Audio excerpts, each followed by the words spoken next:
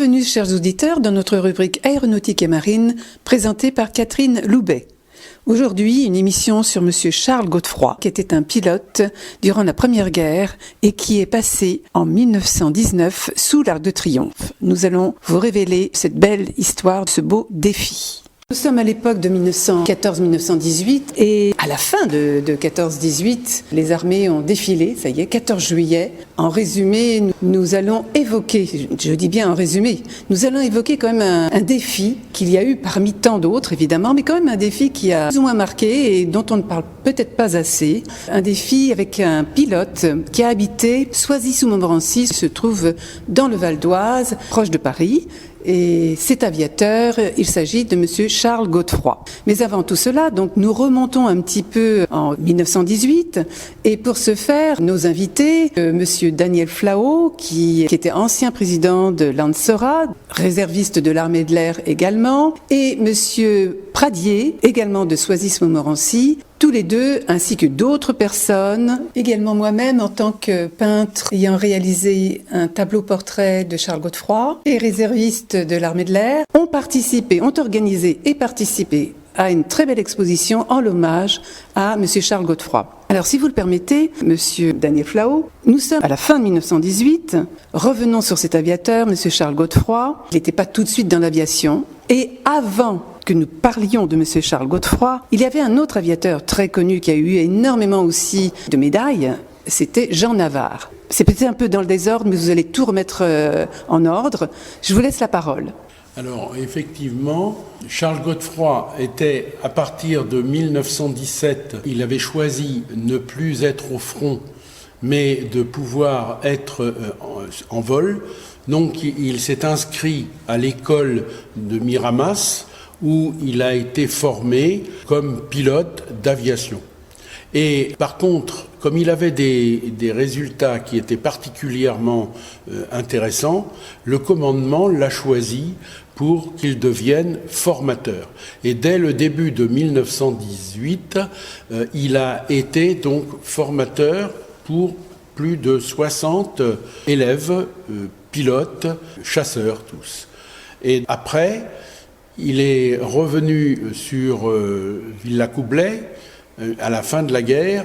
Pendant l'année 1919, tous les aviateurs ont plus ou moins été démobilisés. Et concernant Charles Godefroy, lui-même a été démobilisé le 31 juillet 1919. Alors que le commandement pour le grand défilé du 14 juillet 1919, qui était le premier grand défilé sur les Champs-Élysées, ce qui était encore dans un état limite, il y avait peu de construction. Eh bien, il y avait également rien sous l'Arc de Triomphe, où les soldats, donc, à pied et avec leurs voitures ou leurs tanks, sont tous passés sous l'Arc de Triomphe le 14 juillet 1919. Pardon, je vous interromps. En effet, il n'y avait encore pas donc le soldat inconnu, évidemment, ni la flamme. Il n'y avait rien. Non, il n'y a rien. C'est en 21 que l'on a on a mis la tombe du soldat inconnu. Par contre, pour ce défilé, le commandement avait interdit aux aviateurs de défiler avec leurs avions. Et cette anomalie pour les aviateurs, eh bien, a fait qu'il y a cette prise de risque qui a été de passer sous l'arc en même temps que le défilé. Et un aviateur avait été choisi au Fouquet's quelque temps avant pour la décision de savoir qui passerait sous l'arc. Et c'est Jean Navarre, donc un aviateur aux 12 victoires aériennes, qui avait été appelé par Pétain pour éventuellement dégager le ciel de Verdun. Donc celui-ci avait donné son accord pour passer donc sous l'arc le 14 juillet. Mais comme il avait été démobilisé un peu plus tôt, il était rentré dans une société aérienne, dans une compagnie d'aviation, fabricant, et il faisait les tests. Or, le 10 juillet, il s'envole et il va faire ses évolutions. Sur un Morane Saulnier, c'est ça. Et donc, après avoir fait son évolution, il revient pour se poser. Sauf que il avait l'habitude, quand il descendait, quand il atterrissait, il coupait le moteur. Donc forcément, c'était pour atterrir plus court. Mais sans s'en apercevoir, quand il a approché de Villacoublay, du terrain, malheureusement, il n'avait pas vu qu'il y avait des fils téléphoniques. Ses roues ont été pris dedans et l'avion s'est écrasé au sol et lui-même a été cassé dans les bras, dans les jambes. Et il avait un petit tuyau dans le ventre, ce qui fait qu'il n'a pas pu vivre très longtemps. Il est mort en allant à l'hôpital. En plus, à l'époque, il n'y avait pas de belle route, il n'y avait pas de beaux moyens, il n'y avait pas d'infirmière à côté, ni rien. Excellent pilote, on peut le dire, on peut le redire. En plus, un ami très fidèle, forcément. Et de Charles Godefroy, voilà, effectivement. Et très beau en même temps. Oui. Non, mais c'est vrai, il a énormément de succès. Il n'avait pas 24 ans quand il s'est tué. Ouais. Ça, c'est important aussi. Donc, le 14 juillet, il ne s'est rien passé au niveau de l'aviation, autre que le défilé à pied, comme tout le monde, avec en tête porte-drapeau, qui était celui qui avait le plus grand nombre de victoires. Et donc, après, cet ami qu'il a perdu, Godefroy, il l'a gardé en mémoire et ça l'a beaucoup touché. Ce qui fait qu'il a décidé, alors qu'il était en train de chercher à épouser sa fiancée, le mariage devait intervenir quelque temps plus tard, il a donc fait cet événement de passer sous l'Arc de Triomphe. Alors, là encore, le coup était préparé dans le sens où, pour pouvoir passer sous l'arc, étant donné qu'il était démobilisé le 31 juillet 1919, il a donc fait ce passage le 7 août. Très peu de temps après, parce qu'il avait en tête Navarre qui le gênait énormément, et puis cette sollicitation des aviateurs de l'époque. Donc l'événement se fait, il va avertir les journalistes pour qu'il y ait du monde pour pouvoir voir l'événement. Pour médiatiser. Voilà, et pour médiatiser effectivement. Et il va contacter... donc le grand journaliste de l'époque, Jacques Mortane.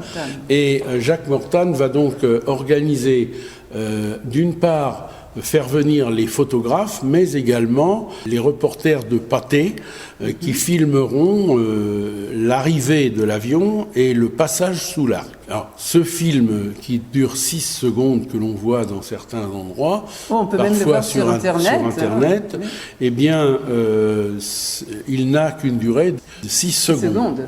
C'est extrêmement court, mais forcément, c'est rapide de passer sous l'arc.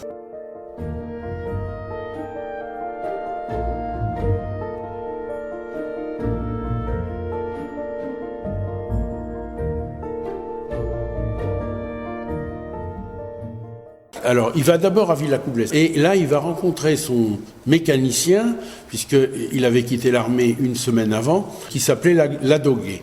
Ce mécanicien lui a préparé l'avion, et à 7h30 du matin... Oui, mais attendez, pardon, monsieur Daniel Flau, avant cela, avant le jour J, on peut dire, il s'est entraîné. Il a fallu s'entraîner. Oui, il est venu à plusieurs reprises voir s'il pouvait passer, comment, et qu'est-ce qu'il y avait comme vent autour, etc. Mais on dit aussi... Enfin, on lit aussi qu'il se serait entraîné à Miramas, sous le pont de Miramas. Ah non, ça c'est pendant sa période où il était moniteur. Oui, mais... quand il était moniteur, effectivement, il est passé, paraît-il, à plusieurs reprises sous le pont de Miramas. Mais dans quel but ? Ah ben, c'était des exploits...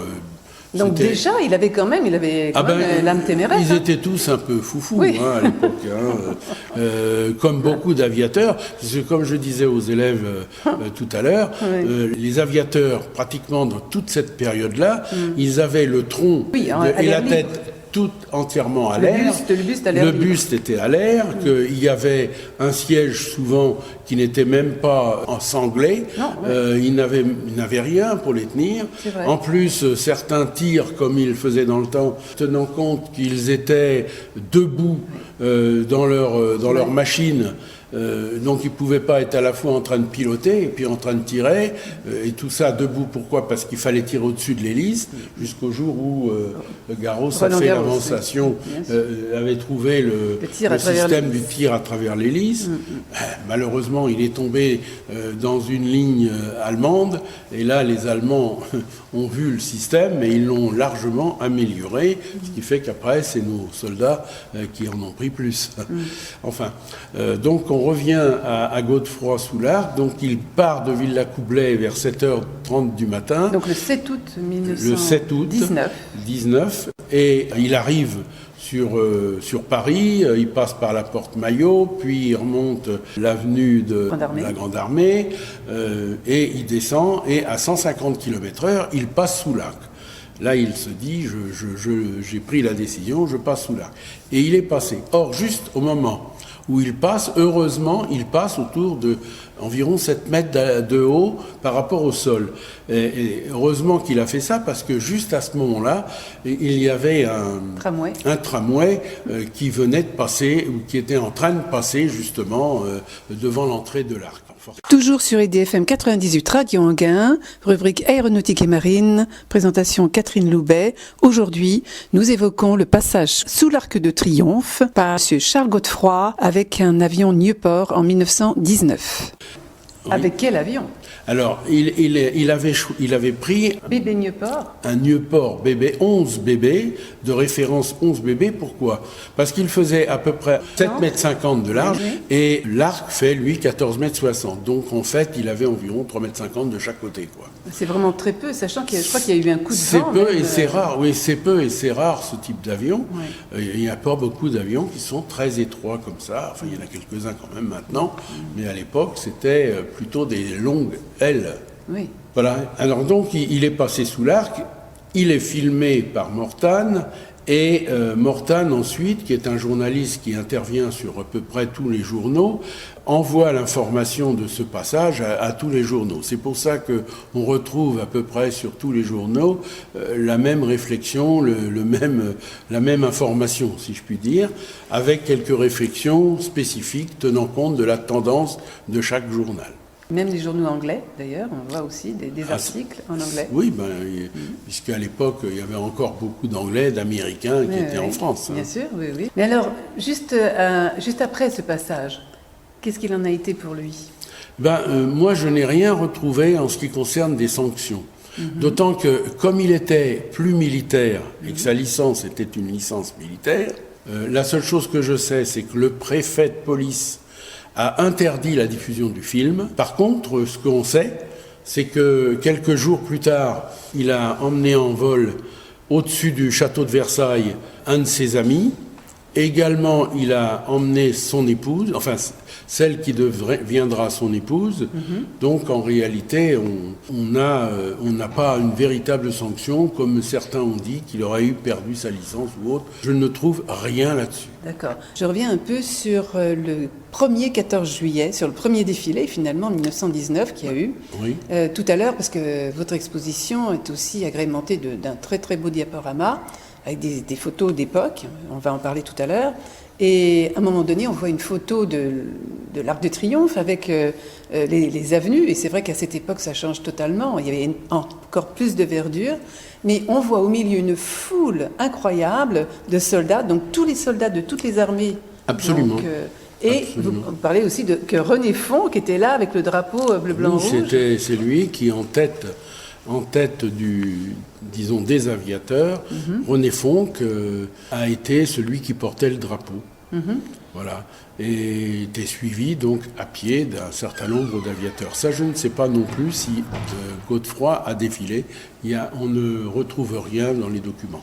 Alors Charles Godefroy, donc après s'est marié, juste après cet événement. Bien sûr, il était plus militaire, mais vous disiez tout à l'heure qu'en 20 et 23, il a continué par contre. Alors c'est ça, il a fait de la réserve. Il a fait de la réserve.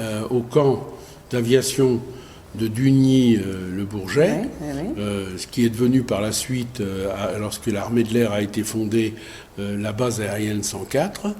Et donc il a fait en 1920, 21, 22 de la réserve. Et pendant cette réserve, on lui a demandé d'aller, alors il est allé avec un avion, un Morane Saunier type parasol, jusqu'en Alsace. Alors il a été à Strasbourg, il a été à Mulhouse, donc c'était à Absheim, et il est allé à Colmar également pour pouvoir montrer l'aviation aux jeunes Alsaciens qui étaient redevenus français. D'accord. Voilà. Il y est même allé avec le comte de Lavaux et un autre général de l'époque pour mettre en valeur donc l'aviation française. Alors justement, tout à l'heure, on parlait donc de cette belle rétrospective aussi, bien sûr, de l'exposition, hein, mais également avec ces photos, ces cartes postales, ces photos, des photos. Et c'est Monsieur Pradier, je vais me diriger vers Monsieur Pradier maintenant, qui a, par hasard, je crois, un jour rencontré la fille de Charles Godefroy, qui était, je crois, danseuse étoile à l'opéra. Est-ce que c'est bien ça? Ah, elle n'était pas vraiment... Elle a pris des cours, effectivement, elle a été petit rat à l'Opéra de Paris. Petit rat, parce qu'elle a toujours voulu être danseuse. D'accord. C'est la dernière fille de Charles Godefroy.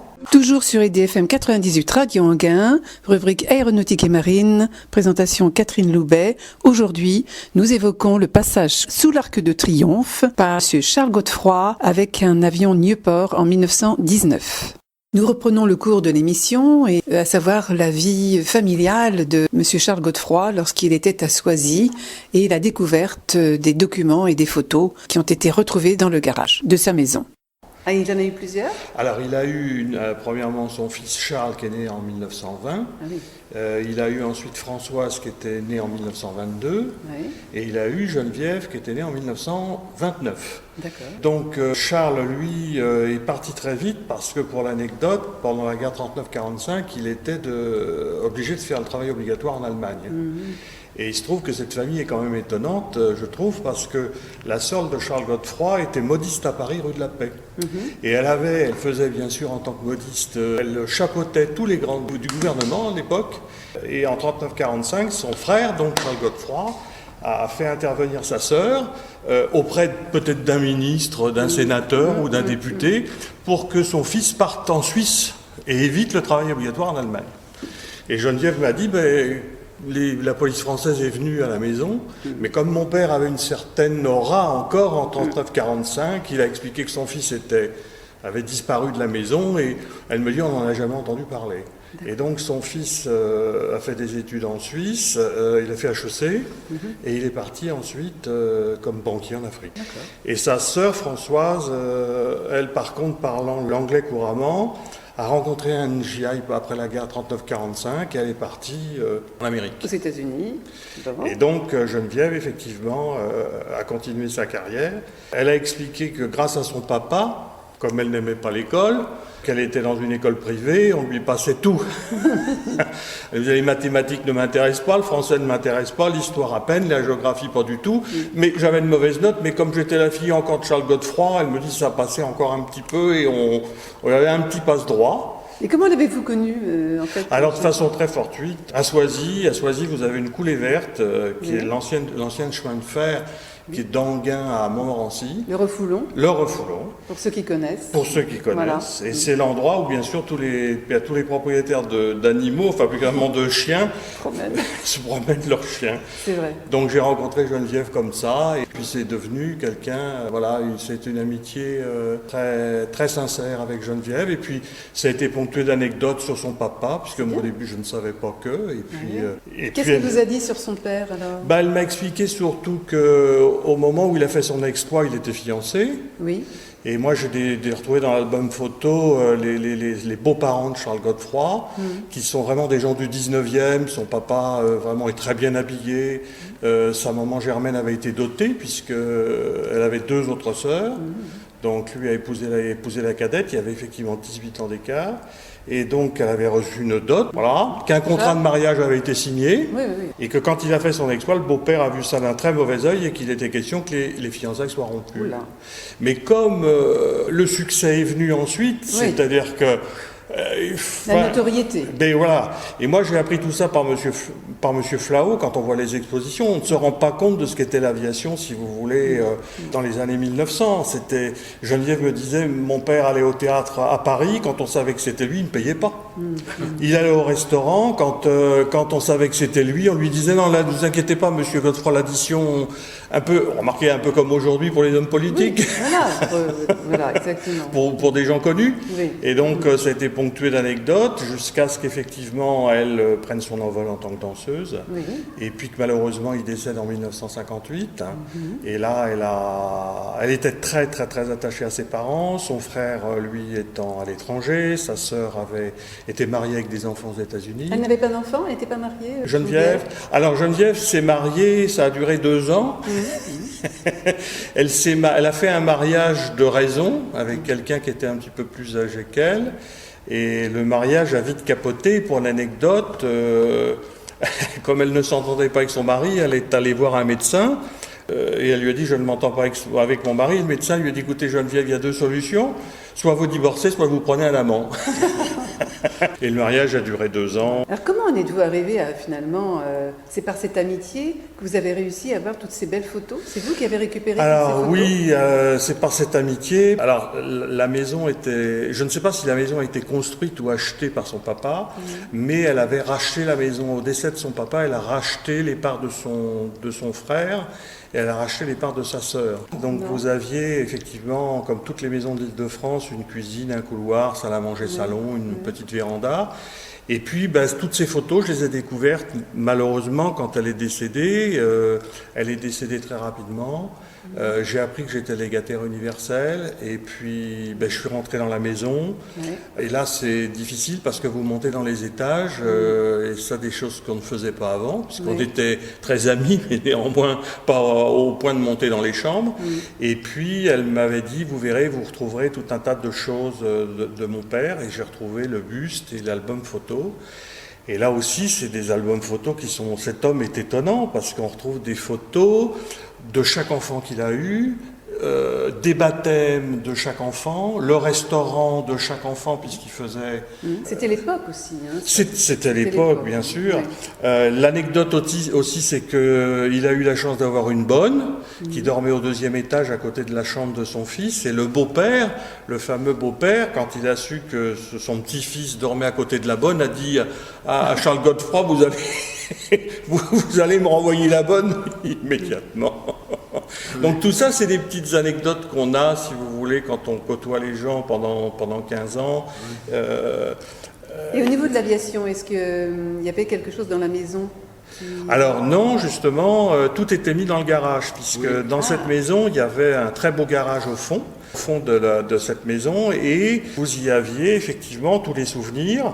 Et de façon anecdotique, Geneviève m'a dit que quand son papa était décédé en 1958, la famille était dans une situation financière très très très difficile, parce que Charles Godefroy n'avait pas su... Il n'avait pas voulu, il n'avait pas géré ce succès. Aujourd'hui, quelqu'un ferait des livres, quelqu'un s'est interviewé, quelqu'un ferait de la télévision. Et je suis moi-même surpris que des compagnies aériennes ou que des constructeurs ne soient pas allés le chercher pour surfer en quelque sorte sur son savoir et sur son exploit. La seule chose que Geneviève médite, c'est qu'on lui avait proposé d'être directeur d'un aéroport d'Amérique du Sud, et que son épouse Germaine n'avait pas voulu partir en Amérique du Sud. Quand en 1958 il est décédé, elle m'a dit maman était dans une situation financière, on n'avait rien, on a demandé une retraite complémentaire et à l'époque la pseudo-sécurité sociale avait perdu le dossier de Charles Godefroy, donc elle m'a dit pendant 1 an nous n'avons rien eu, pas de retraite, et elle est allée travailler au prix unique d'Anguin. Donc c'est pour vous dire que entre une danseuse et le prix unique d'Anguin, il y avait quand même un écart. Et puis bon, ensuite les choses se sont faites. Elle a même ajouté, sans méchanceté, parce que c'était vraiment quelqu'un qui n'était pas du tout méchant, que même son frère ne l'avait pas aidé, et qu'il avait une situation très enviable en Afrique. Elle est allée le voir plusieurs fois. Donc c'est une famille étonnante, et c'est ponctué comme ça d'anecdotes, parce qu'on est allé régulièrement déjeuner ensemble, ou se raconter des histoires sur le petit chemin de sa famille. Et pour vous dire que c'était des gens très modeste, entre guillemets, non pas d'un point de vue financier, mais dans l'esprit de cet exploit, c'est qu'elle voulait qu'on détruise tout. Ah bon ? Elle m'a dit, après moi, vous verrez, vous aurez des souvenirs, ça n'intéressera personne. Elle me dit, mettez donc tout ça à la poubelle, personne ne va être intéressé. Et elle m'a avoué, alors ça, par contre, on ne s'est pas disputé, mais disons qu'elle a détruit le journal de la guerre de 14-18 de son papa, sur lequel elle est tombée en disant, mais ça va intéresser personne. Toujours sur IDFM 98 Radio Anguin, Aéronautique et Marine. Nous reprenons le cours de l'émission, à savoir la vie familiale de M. Charles Godefroy lorsqu'il était à Soisy et la découverte des documents et des photos. Oui, parce qu'on avait donné à Soisy le nom d'une rue, mais c'est vrai que l'exploit de son père n'était pas relaté dans les journaux télévisés, il n'y avait pas de journaliste qui s'en occupe à l'époque, donc c'était un exploit qui était passé un petit peu comme un autre. C'était des gens pas très modeste, c'est pas mes propos, mais voilà, qui était... C'est-à-dire, pardon, mais peut-être aussi, évidemment, avec les hommes qui sont morts sur le sol, armée de terre, l'aviation, à l'époque, on voulait pas qu'il y ait une armée qui soit montrée plus qu'une autre. Donc peut-être que eux aussi, dans leur esprit, ils ont minimisé finalement cet exploit, peut-être. Mais le problème, c'est justement que du fait du passage, de ce passage sous l'Arc de Triomphe, alors qu'il avait été, que l'aviation avait été refusée par le commandement militaire, bien depuis, vous voyez très bien que depuis cette date, tous les 14 juillet, vous avez l'aviation qui passe, voire même que c'est l'aviation qui ouvre le défilé du 14 juillet. Exactement. Donc, ce passage volontaire sous l'Arc de Triomphe, pour les aviateurs, a été un événement quand même extrêmement important, puisque c'est ça qui a certainement été la raison du plus fort, si je puis dire, pour que les différents gouvernants qui ont décidé par la suite des défiler le 14 juillet, on ne pouvait pas ne pas faire passer l'aviation. Et pour Geneviève, elle m'avait expliqué que pour son père, c'était un affront de ne pas représenter l'aviation pendant la première année. Parce que ces hommes s'étaient tout de même battus en vol. Bon, alors évidemment, il y a des émissions de télévision qui relatent effectivement les fusils qu'on pouvait, les coups qu'on pouvait lancer. Et ensuite, il y a eu les mitraillettes, ensuite, il y a eu les obus. Mais c'est vrai que pendant l'armée 14-18, bien évidemment qu'on se souvient de Verdun, bien évidemment qu'on se souvient de l'infanterie, mais il y a aussi ces aviateurs, et pour eux et pour certains qui en étaient restés, beaucoup, c'était un affront, et donc il avait voulu relever cet affront de se dire comment se fait-il que nous ne soyons pas représentés pendant cette atroce guerre de 14-18. Et c'est ce en quoi, même s'il représentait l'intégralité des aviateurs, c'est lui qui l'a fait, et je suis très très content parce que c'est une conférence qui a été donnée là pendant une semaine, qui était très intéressante. Ça met en avant l'exploit de cet homme, et moi j'en suis, surtout pour Geneviève, parce qu'il est mort en 58. Moi je ne l'ai pas connu, bien sûr. Mais vraiment, on ne se rend pas compte de ce que cet homme a fait quand même comme exploit. Il a bravé un petit peu toutes les autorités. On voit des pamphlets avec la République qui veut le fesser, avec Clémenceau. Pour moi, je trouve que c'est extraordinaire. C'est fabuleux, ce sont des gens qui ont une vie extraordinaire. Il a rendu un hommage à l'aviation. Il a rendu un hommage à l'aviation, il n'a pas monétisé son effort, il était ensuite représentant en vin dans une société à Gennevilliers. Donc c'est tout à fait honorable, mais ça n'a rien à voir avec effectivement l'exploit de passer sous l'Arc de Triomphe. Il a vécu tout simplement dans une maison qui est aujourd'hui très agréable, mais qui au début du siècle n'avait rien de fabuleux. Ce sont vraiment des gens qui avaient une moralité, qui avaient un honneur.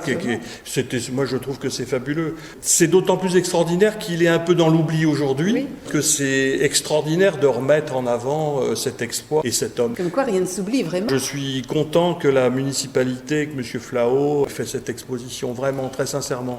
Et Geneviève était quelqu'un de vraiment très très très bien. Elle a tout abandonné, elle a arrêté la danse en 1958. Elle était première danseuse à la compagnie d'Arsonval. Elle a dansé dans le monde entier, elle a dansé à New York, elle est allée danser en Éthiopie devant Haïlé Sélassié. Alors elle me disait bien sûr, vous savez les danseuses, on mène une vie extraordinaire, elle me dit les hommes sont à vos pieds. Mais elle a tout abandonné en 58 pour aider sa maman. Et elle m'a dit, quand j'ai aidé ma mère ne savait même pas faire un chèque. C'était une femme du 19e siècle. Elle était née en 1900 et elle me l'a expliqué, il a fallu que je reprenne tout en main. Donc, bien sûr qu'il y avait, Geneviève me l'a expliqué, j'ai dit, mais vous avez fait comment pour vivre? Elle me dit, on a vendu ce qu'on avait. Et je dis, vous avez vendu quoi? Elle me dit, mon père était un ami de Becquerel. Becquerel ayant fait son portrait en plâtre, en hommage à son exploit. Elle m'a dit, papa était devenu un ami de Becquerel, puisque Becquerel, qui est aujourd'hui un grand sculpteur animalier, s'était pris de passion pour les aviateurs. Donc elle me dit, on avait beaucoup de bronze de Becquerel. Donc elle me dit, en 1958, en 1960, on a vendu, parce qu'elle m'a dit, on a vendu pour vivre. Donc dans le garage, entre guillemets, lorsqu'on revoit des photos, on revoit des panthères en bronze de Bari. Ça a été, alors ce qui aujourd'hui n'ont pas valu une fortune, mais bien sûr ont une petite valeur, et tout ça a disparu avec des meubles, avec des plâtres, avec des bons animaliers que Charles Godefroy avait eu avec son ami Becquerel. Et alors, et vous-même, quand vous avez trouvé tout ça dans le garage, là, toutes ces photos? Ce qui m'a énormément ému, je connaissais évidemment moins l'exploit de cet homme. Ce qui m'a beaucoup ému, c'est son esprit de famille, puisqu'on retrouve déjà un album sur tout ce qu'il a fait pendant la guerre 14-18 et son exploit.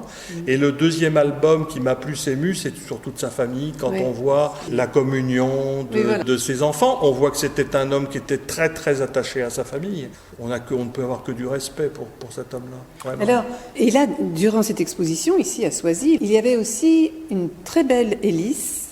En fait, c'était l'hélice du Nieuport. Oui. Et cette hélice a été, Monsieur Daniel Flalot, elle a été... C'est-à-dire que, apparemment, Godefroy avait dans son garage, comme vous avez dit, d'une part, il avait gardé l'hélice, qu'on lui avait récupéré quand ils ont démonté les Nieuport, puisque après la guerre, on n'avait plus besoin de tous ces avions. Savoir quand même qu'à l'époque, entre 1914 et 1918, il a été construit plus de 52 000 avions en France. À peu près une quarantaine de mille en Angleterre, à peu près la même chose en Allemagne. Et donc, ces constructeurs et ces constructions, c'était devenu plus ou moins des avions de chasse, donc des avions qui étaient obsolètes. Et donc, ils ont plus ou moins démonté ça. Et j'ai cru comprendre, puisque j'ai vu le monsieur qui a acheté la maison, quand je suis allé l'autre jour le voir. Et il m'a dit donc que dans le garage, il avait d'une part les hélices. Il avait cette hélice-là, plus peut-être d'autres, et également des moteurs, parce que son père, apparemment, avait l'air d'aimer la mécanique et qu'il allait de temps en temps s'amuser dans son garage avec la mécanique. Qu'est-ce que c'est devenu tout ça? Je suppose que ça a été vendu peut-être aussi, parce que ces moteurs, des fois, c'est précieux pour tous ceux qui aiment faire de l'avion. Et on ne les trouve pas si facilement, et je suppose que même dans ces années-là, ça devait être déjà la même chose. Alors, pour revenir à cette hélice, par contre, c'est une hélice toute en bois. L'hélice, en fait, c'est une hélice en bois lamellisée, et qui est une hélice chauvière. Sur l'hélice de chaque côté, vous avez la marque justement de l'hélice intégrale de chez Chauvière. Et cette hélice avait été donc remise par Geneviève, la fille de Monsieur Godefroy, à Monsieur Hennequin, qui était un ancien élu de la ville de Soisy-sous-Montmorency. Et là, tout récemment, il y a quelques jours, cette hélice a été remise à la ville de Soisy-sous-Montmorency, qui l'a montée sur un support assez joli et qui pourra ainsi être présenté, je pense, à la salle des mariages dans le futur. Et il serait bien que sur le montant où se trouve cette hélice, en dessous, il y ait peut-être le cadre de votre réalisation qui montre bien la tête de Monsieur Godefroy et le passage sous l'Arc de Triomphe. Alors il faut savoir aussi, parce que ça a été posé l'autre jour avec le maire de Soisy, que cet exploit a été renouvelé 2 fois.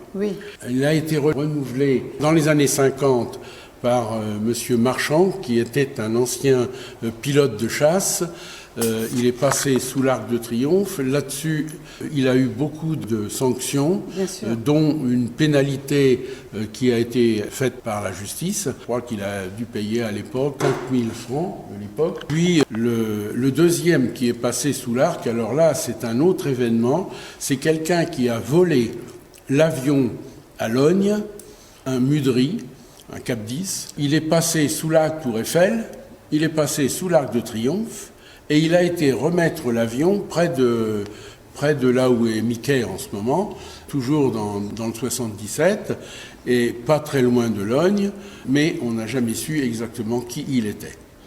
Écoutez, on va s'arrêter avec Charles Godefroy, en tout cas, nous lui rendons hommage. Merci à vous, à tous les deux, et merci à la ville de Soisy pour avoir rendu ce magnifique hommage à Charles Godefroy. Charles Godefroy qui a rendu lui-même un magnifique hommage à l'aviation. Passé le 7 août 1919 sous l'Arc de Triomphe avec un avion Nieuport.